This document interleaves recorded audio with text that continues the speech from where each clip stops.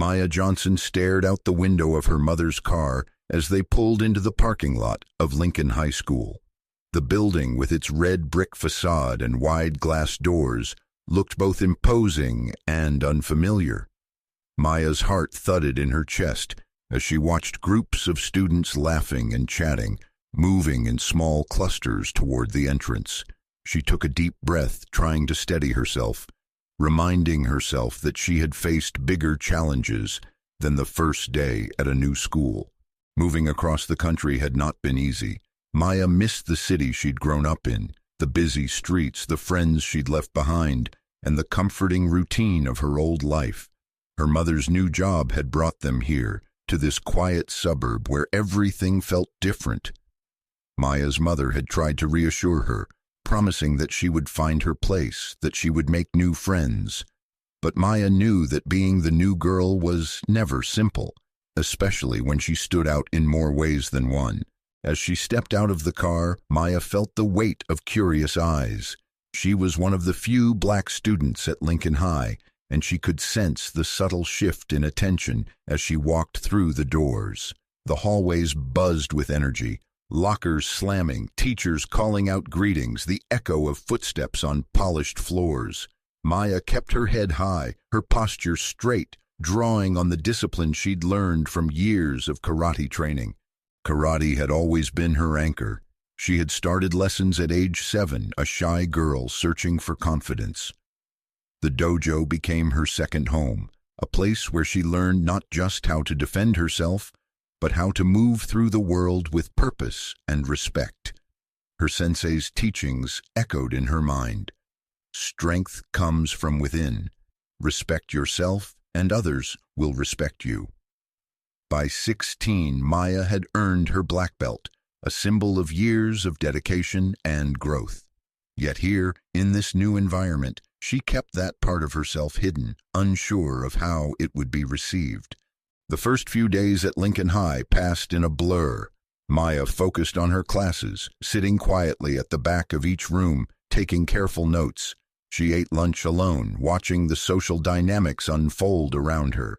She noticed the popular kids, athletes, cheerleaders, the student council, who dominated the cafeteria with their laughter and inside jokes.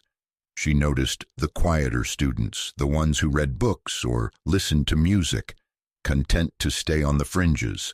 Maya felt herself drifting between these worlds, not quite belonging to either. Despite her efforts to blend in, Maya couldn't escape the occasional stares or whispered comments. Some students were friendly, offering smiles or brief hellos. Others seemed wary, their curiosity tinged with something less welcoming. Maya tried not to let it bother her, reminding herself that first impressions were rarely the whole story. After school, Maya found solace in the routines she knew best. She practiced her karate forms in her bedroom, the familiar movements grounding her in the midst of uncertainty.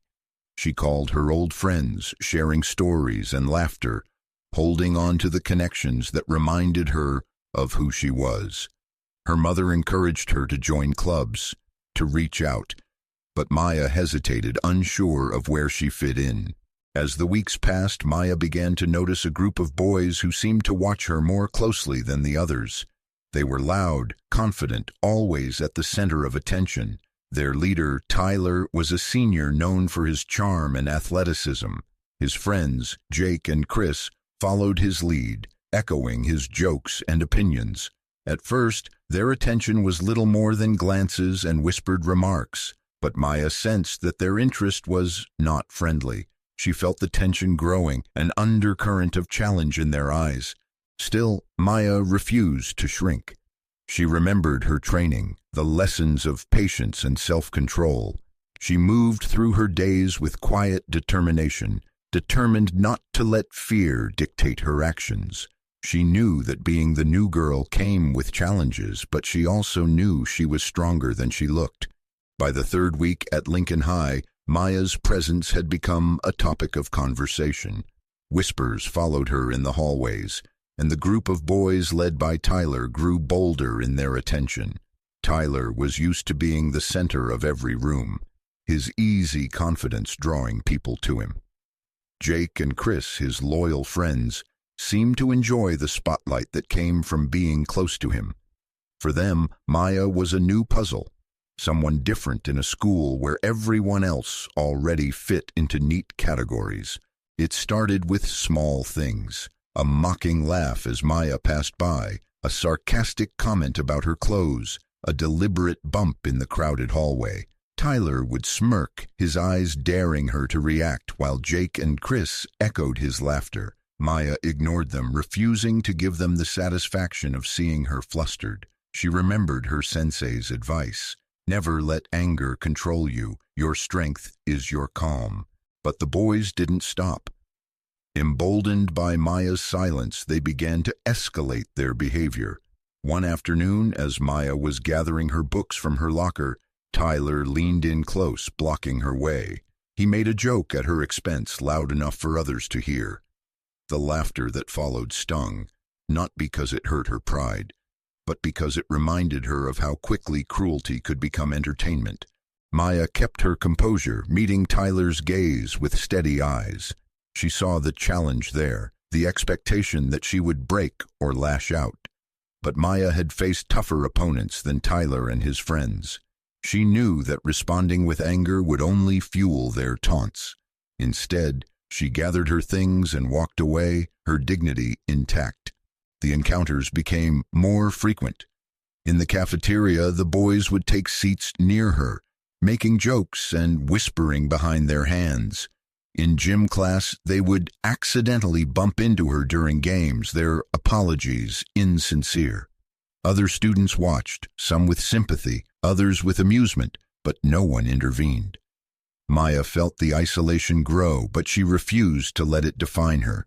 At home, Maya confided in her mother, who listened with concern but also with pride.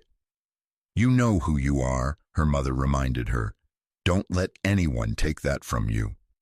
Maya nodded, grateful for the support, but determined to handle things on her own terms. Despite the growing tension, Maya found moments of peace. She continued her karate practice, the movements a reminder of her inner strength. She started to notice other students who, like her, seemed to exist on the edges, quiet, observant, resilient. She wondered if they, too, had stories of standing up to bullies, of finding strength in unexpected places. One Friday afternoon, as Maya walked to her next class, she felt a sense of anticipation in the air. Tyler and his friends were waiting near her locker, their postures casual but their eyes sharp. Maya knew that another confrontation was coming, but she felt no fear. She had faced shadows before, and she knew how to stand in the light. The days at Lincoln High grew colder as autumn deepened, but the atmosphere around Maya felt anything but cool. Tyler and his friends, sensing that their earlier efforts hadn't rattled her, seemed determined to push further. Their taunts became sharper, their presence more invasive. Maya noticed that wherever she went, between classes, in the cafeteria, even on her way to the gym, the boys always seemed to be nearby, watching her, waiting for a reaction. One afternoon, as Maya made her way to the library, she felt the familiar prickle of eyes on her back.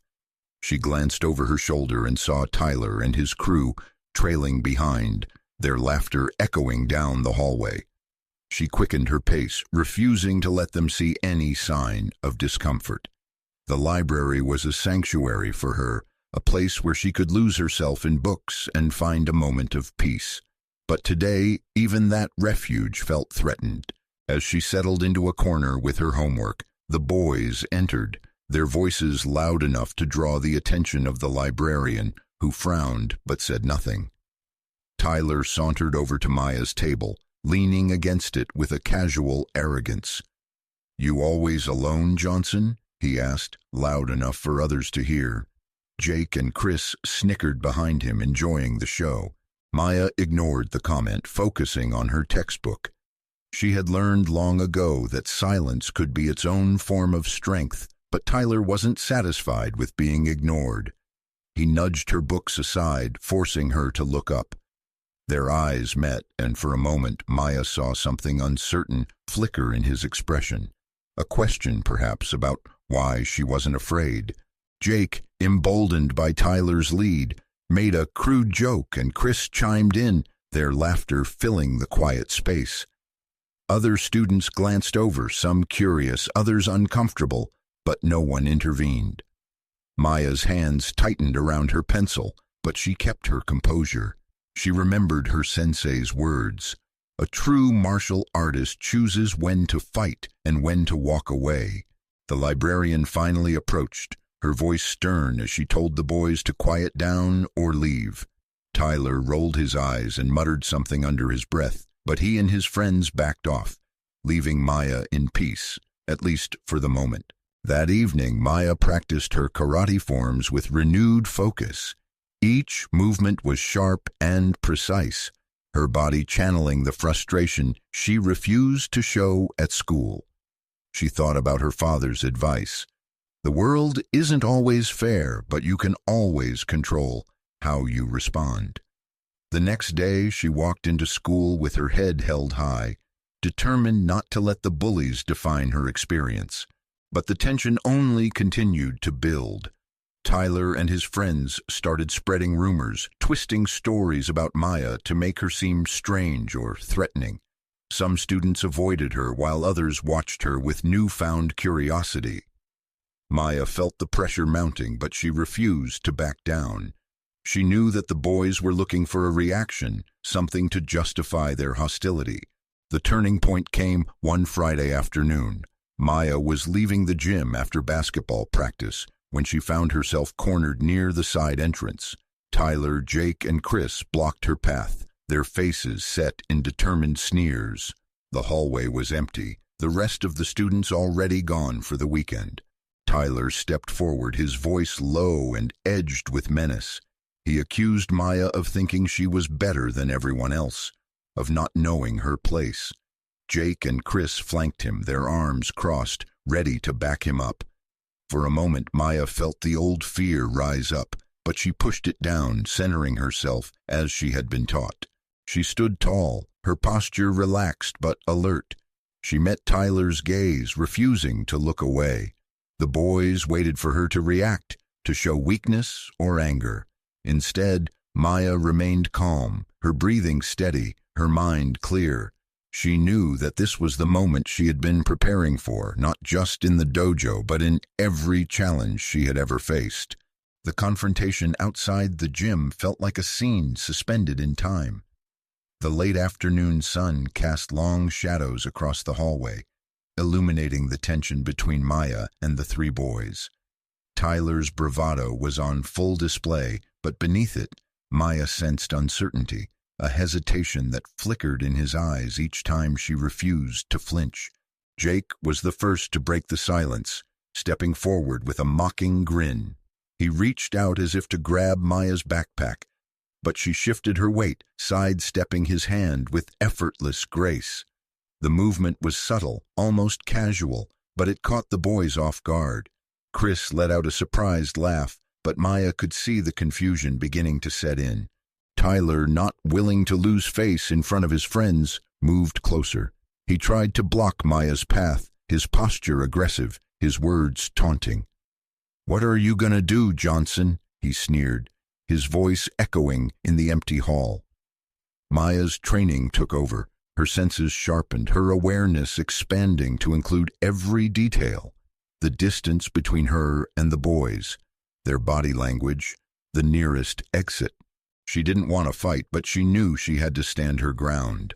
As Tyler reached out to shove her, Maya reacted with practiced precision. She caught his wrist, using his own momentum to redirect him off balance. Tyler stumbled, surprise flashing across his face. Jake lunged forward, but Maya pivoted, blocking his arm and stepping aside. Chris hesitated, uncertainty now plain in his eyes. Maya's movements were controlled and measured. She used only the force necessary to protect herself, careful not to escalate the situation. Her calm, disciplined response unsettled the boys more than any display of aggression could have. They had expected fear or anger, not this quiet confidence. The sounds of the scuffle drew the attention of a teacher, who hurried over just as Tyler regained his footing. The boys quickly backed away, muttering excuses, but the teacher's stern gaze made it clear that their behavior had been witnessed. Maya stood tall, her breathing steady, her composure unbroken. Word of what had happened spread quickly through the school. Some students exaggerated the story, turning Maya into a legend overnight. Others approached her with newfound respect, curious about her training and her ability to stand up to the bullies. The administration called Maya into the office to hear her side of the story. She explained what had happened, emphasizing her restraint and her desire to avoid conflict. The school reviewed security footage and took disciplinary action against Tyler and his friends. Maya's reputation changed almost overnight. No longer just the new girl, she became a symbol of quiet strength and resilience. Students who had once ignored her now sought her out, some asking if she would teach them self-defense, others simply wanting to be near someone who had proven that courage didn't always mean fighting back with fists. For Maya, the showdown was not just a victory over her bullies, but a turning point in her journey at Lincoln High. She had faced her greatest challenge with dignity and grace, proving to herself and to everyone watching that true strength comes from within. In the days following the confrontation, Lincoln High felt transformed. Maya's calm defense against Tyler and his friends became the talk of the school. Whispers trailed her in the hallways, but now they were tinged with admiration rather than mockery. Students who had once looked away now offered nods or tentative smiles. Some even approached her with questions about karate, curious about the discipline and confidence she'd displayed. For the first time since her arrival, Maya felt seen not as the new girl, but as someone respected. The administration's response was swift. Tyler, Jake, and Chris were called in for a meeting with the principal and their parents. After reviewing the security footage and hearing accounts from other students, the school suspended the boys for several days and required them to attend counseling sessions about bullying and respect. The message was clear. Intimidation would not be tolerated, and Maya's right to feel safe was affirmed. Maya was called into the office as well, but the tone was different. The principal commended her for her restraint and self-control, expressing regret that she had been put in such a position. Maya explained that she had never wanted a fight. Her only goal had been to protect herself. The staff took her words seriously, and for the first time Maya felt that the adults at school truly listened. Word of Maya's actions spread beyond the student body. Teachers began to see her in a new light, and some asked if she would consider starting a self-defense club. Maya hesitated at first. She had never seen herself as a leader, but the encouragement from classmates and staff gave her confidence. She agreed, and within a week, the club was formed. Students from all backgrounds signed up, eager to learn not just karate techniques, but the confidence and discipline that Maya embodied. The club became a safe haven for many. Maya taught the basics of self-defense, but she also shared lessons about respect, self-control, and the importance of supporting one another. The group grew close, forming new friendships and breaking down old social barriers. Students who had once felt isolated now found community, and Maya's influence began to ripple through the school. Even Tyler's attitude shifted after his suspension. He approached Maya one afternoon, his demeanor awkward but sincere. He apologized for his actions, admitting that he had never expected her to stand up for herself, let alone with such calm. Maya accepted his apology, recognizing the effort it took for him to reach out. Their conversation was brief, but it marked a turning point, not just for Tyler, but for the culture at Lincoln High. As autumn turned to winter, Maya's life at school blossomed. She was no longer defined by her status as the new girl or by the color of her skin. Instead, she was known for her strength, her kindness, and her willingness to help others.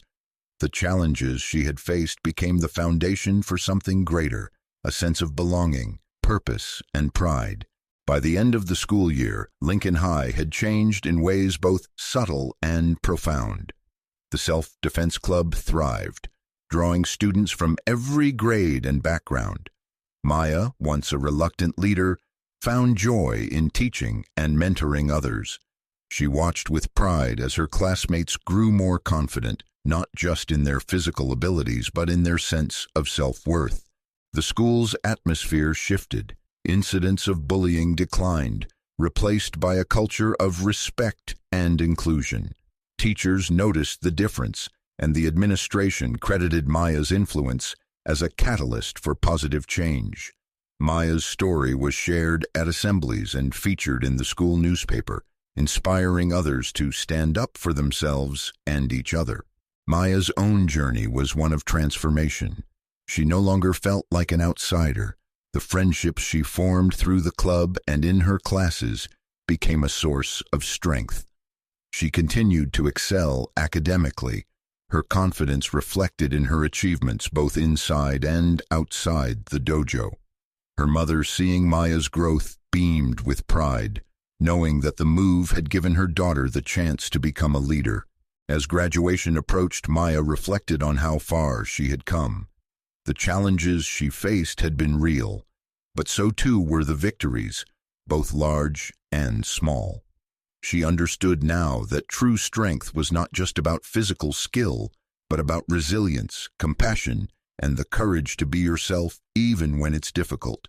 On the last day of school, the Self-Defense Club gathered for one final session. Maya looked around at the faces of her friends and students, feeling a deep sense of gratitude. She knew that each of them carried their own stories, their own battles and triumphs. Together they had built something lasting, a community where everyone could stand tall. As the sun set on her final day at Lincoln High, Maya walked out of the building with her head held high. She had arrived as a stranger, but she was leaving as a leader and a friend. The lessons she had learned about strength, respect, and the power of standing together would stay with her always.